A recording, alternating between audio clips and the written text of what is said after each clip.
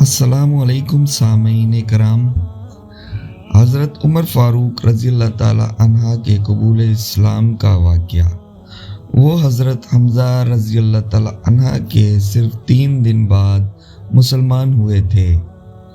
قریش کے سربرآوردہ اشخاص میں ابو جہل اور حضرت عمر رضی اللہ تعالی عنہ اسلام اور حضرت صلی اللہ علیہ وآلہ وسلم کی دشمنی میں سب سے زیادہ سرگرم تھے۔ اس لیے حضرت صلی اللہ علیہ وآلہ وسلم نے خصوصیت کے ساتھ انہی دونوں کے لیے اسلام کی دعا فرمائی۔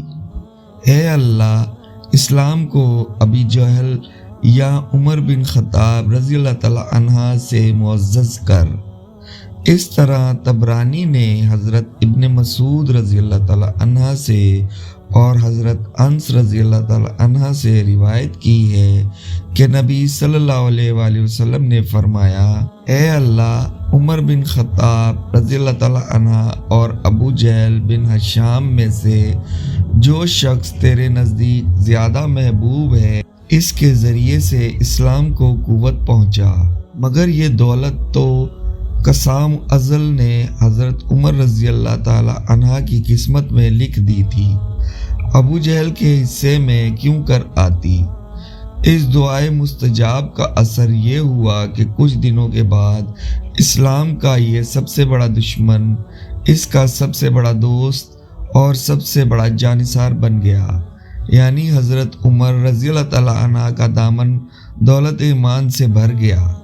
تاریخ و سیر کی کتابوں میں حضرت عمر کی تفصیلات اسلام میں اختلاف ہے۔ ایک مشہور واقعہ جس کو عام طور پر ارباب سیر لکھتے ہیں وہ یہ ہے کہ حضور اکرم صلی اللہ علیہ وآلہ وسلم کی بعثت کے وقت حضرت عمر رضی اللہ تعالیٰ عنہ کی عمر 27 سال تھی۔ حضرت عمر رضی اللہ تعالیٰ عنہ اپنی تند مزاجی اور سخت خوئی کے لیے مشہور تھے۔ مسلمانوں نے طویل عرصے تک ان کے ہاتھوں طرح طرح کی سختیاں جھیلی تھیں۔ حضرت عمر رضی اللہ تعالیٰ عنہ کی بہن فاطمہ رضی اللہ تعالیٰ عنہ کا نکاح حضرت سعید بن زید رضی اللہ تعالیٰ عنہ سے ہوا تھا، جو اسلام قبول کر چکے تھے۔ حضرت فاطمہ رضی اللہ تعالیٰ عنہ بھی اسلام قبول کر چکی تھیں، لیکن حضرت عمر رضی اللہ تعالیٰ عنہ ابھی تک اسلام سے بیگانہ تھے۔ قبیلے کے جو لوگ اسلام لا چکے تھے، حضرت عمر رضی اللہ تعالیٰ عنہ ان کے دشمن ہو گئے۔ لبینہ رضی اللہ تعالیٰ عنہ ان کے خاندان کی کنیز تھی جس نے اسلام قبول کر لیا تھا۔ اس کو بے تحاشا مارتے مارتے تھک جاتے تو کہتے کہ دم لے لوں تو پھر ماروں گا۔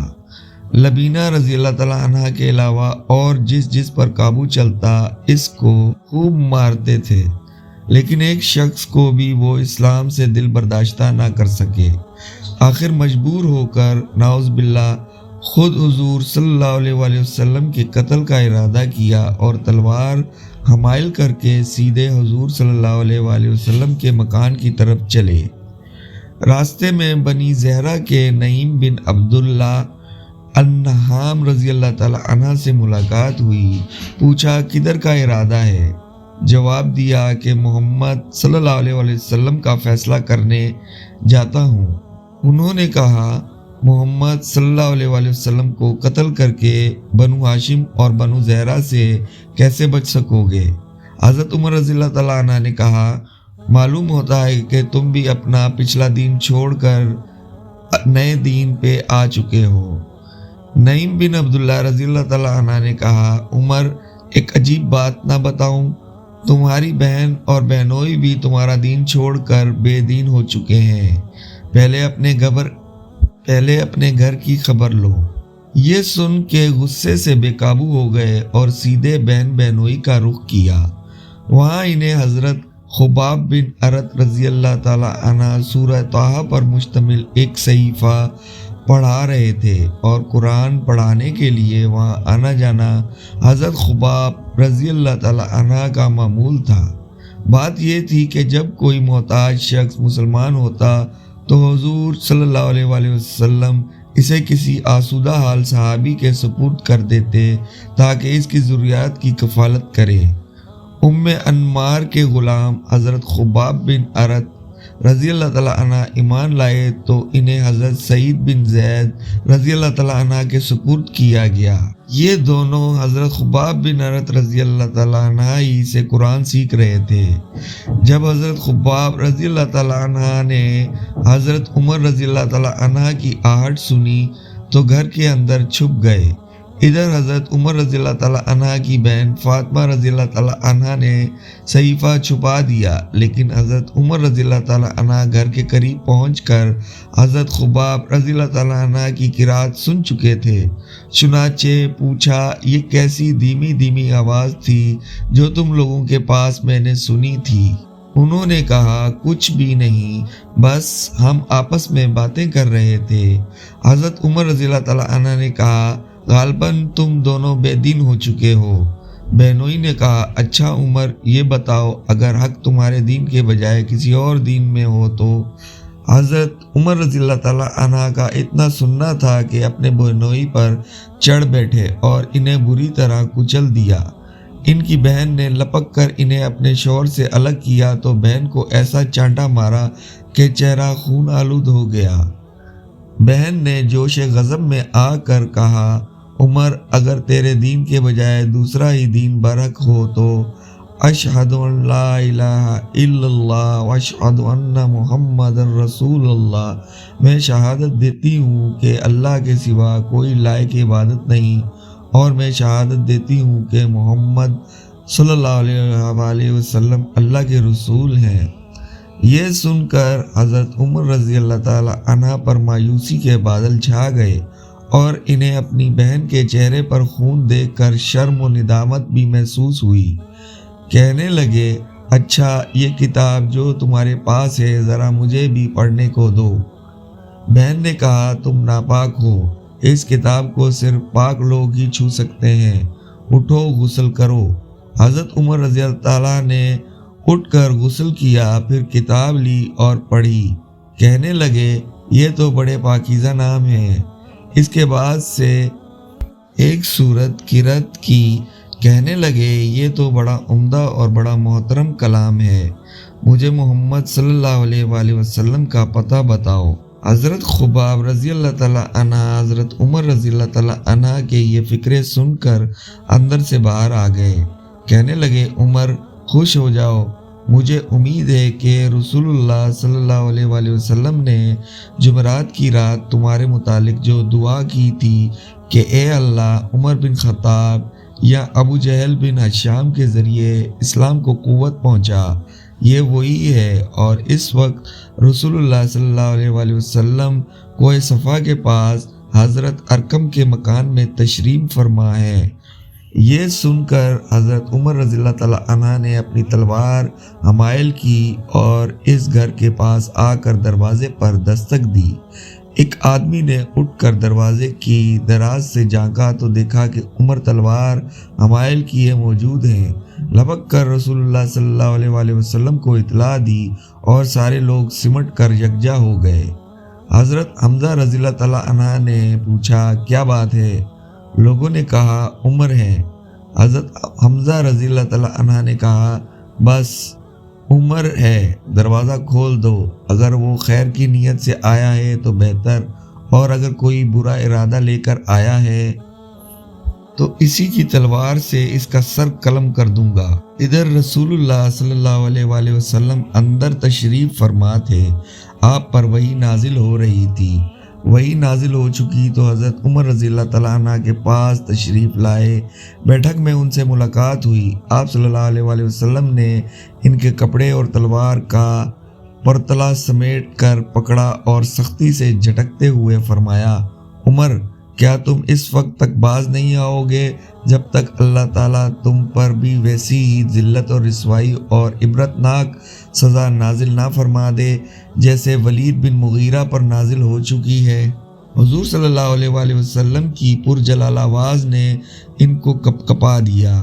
نہایت خشوع و خضوع کے ساتھ عرض کیا، ایمان لانے کے لیے، اور فوراً کلمہ شہادت پڑھ لیا۔ حضرت صلی اللہ علیہ وآلہ وسلم بے اختیار اللہ اکبر پکار اٹھے اور ساتھ ہی تمام صحابہ نے مل کر اس زور سے اللہ اکبر کا نعرہ لگایا کہ مکہ کی تمام پہاڑیاں گونج اٹھیں۔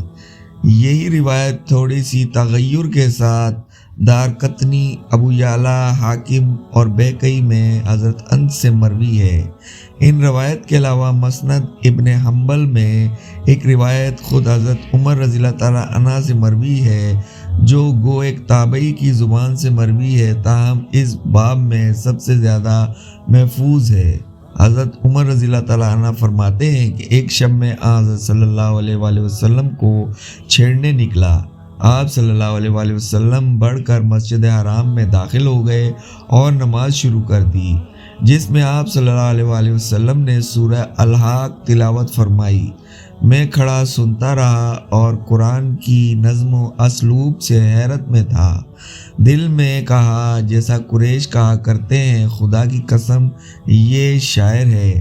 ابھی یہ خیال آیا ہی تھا کہ آپ صلی اللہ علیہ وسلم نے یہ آیت پڑھی، یہ ایک بزرگ قاصد کا کلام ہے اور یہ کسی شاعر کا کلام نہیں، تم بہت کم ایمان رکھتے ہو۔ میں نے کہا، یہ تو کاہن ہے۔ میرے دل کی بات جان گیا۔ اس کے بعد ہی آپ صلی اللہ علیہ وسلم نے یہ آیت پڑھی، یہ کاہن کا کلام بھی نہیں، تم بہت کم نصیحت پکڑتے ہو، یہ تو جہانوں کے پروردگار کی طرف سے اترا ہے۔ آپ نے یہ سورہ آخر تک تلاوت فرمائی اور اس کو سن کر اسلام میرے دل میں پوری طرح گھیر گیا۔ اس کے علاوہ صحیح بخاری میں خود حضرت عمر رضی اللہ تعالیٰ عنہ کی زبانی یہ روایت ہے کہ بعثت سے کچھ پہلے یا اس کے بعد ہی وہ ایک بت خانے میں سوتے تھے کہ انہوں نے دیکھا کہ ایک بت پر ایک قربانی چڑھائی گئی اور اس کے اندر سے آواز آئی، اے جلیج، اے فصیح البیان، کہتا لا الہ الا اللہ۔ اس آواز کا سننا تھا کہ لوگ بھاگ کھڑے ہوئے، لیکن میں کھڑا رہا کہ دیکھوں اس کے بعد کیا ہوتا ہے کہ پھر وہی آواز آئی۔ اس واقعے پر تھوڑے ہی دن گزرے تھے کہ لوگوں میں چرچا ہوا کہ یہ نبی ہیں۔ اس روایت میں اس کا بیان نہیں کہ اس آواز کا حضرت عمر رضی اللہ تعالیٰ عنہ پر کیا اثر ہوا۔ پہلی عام روایت یہ بھی اگر صحیح مان لی جائے تو شاید واقعے کی ترتیب یہ ہوگی کہ اس ندائے غیب پر حضرت عمر رضی اللہ تعالیٰ عنہ نے لبیک نہیں کہا اور اس کا کوئی تعلق حضرت صلی اللہ علیہ وآلہ وسلم کی بعثت کی بشارت سے وہ نہ پیدا کر سکے کہ اس میں نہ ان کی رسالت اور نبوت کا کوئی ذکر نہ تھا۔ تاہم چونکہ توحید کا ذکر تھا اس لیے ادھر ملان ہوا ہوگا، لیکن چونکہ ان کو قرآن سننے کا موقع نہیں ملا اس لیے اس توحید کی دعوت کی حقیقت نہ معلوم ہو سکی۔ اس کے بعد جب انہوں نے حضرت صلی اللہ علیہ وآلہ وسلم کو سورہ الحاقہ، جس میں قیامت اور حشر و نشر کا نہایت مؤثر بیان ہے، نماز میں پڑھتے سنی تو ان کے دل پر ایک خاص اثر ہوا، جیسا کہ اس فکرے سے ظاہر ہوتا ہے، یعنی اسلام میرے دل میں پوری طرح بیٹھ گیا۔ تاہم چونکہ وہ طبعاً مستقل مزاج اور پختہ کار تھے اس لیے انہوں نے اسلام کا اعلان نہیں کیا، بلکہ اس اثر کو شاید وہ روکتے رہے۔ لیکن اس کے بعد جب ان کی بہن کا واقعہ پیش آیا اور سورہ طٰہٰ پر نظر پڑی جس میں توحید کی نہایت مؤثر دعوت ہے، تو دل پر قابو نہ رہا اور بے اختیار کلمہ توحید پکار اٹھے اور در اقدس پر حاضری کی درخواست کی۔ اور اگر وہ پہلی روایت صحیح تسلیم نہ کی جائے تو واقعے کی سادہ صورت یہ ہو سکتی ہے کہ اس ندائے غیب نے ان کے دل میں توحید کا خیال پیدا کیا، لیکن چونکہ 3 برس دعوت محدود اور مخفی رہی تھی اس لیے ان کو اس کا حال نہ معلوم ہو سکا اور مخالفت کی شدت کے باعث کبھی خود بارگاہ نبوی صلی اللہ علیہ وآلہ وسلم میں جانے اور قرآن سننے کا موقع نہ ملا۔ پھر جب رفتہ رفتہ اسلام کی حقیقت کی مختلف آوازیں ان کے کانوں میں پڑتی گئیں تو ان کی شدت کم ہوتی گئی۔ بالآخر وہ دن آیا کہ حضرت صلی اللہ علیہ وآلہ وسلم کی زبان مبارک سے ان کو سورہ الحاقہ سننے کا موقع ملا اور وہ لبیک کہتے ہوئے اسلام کے آستانے پر حاضر ہو گئے۔ ماشاءاللہ، سبحان اللہ۔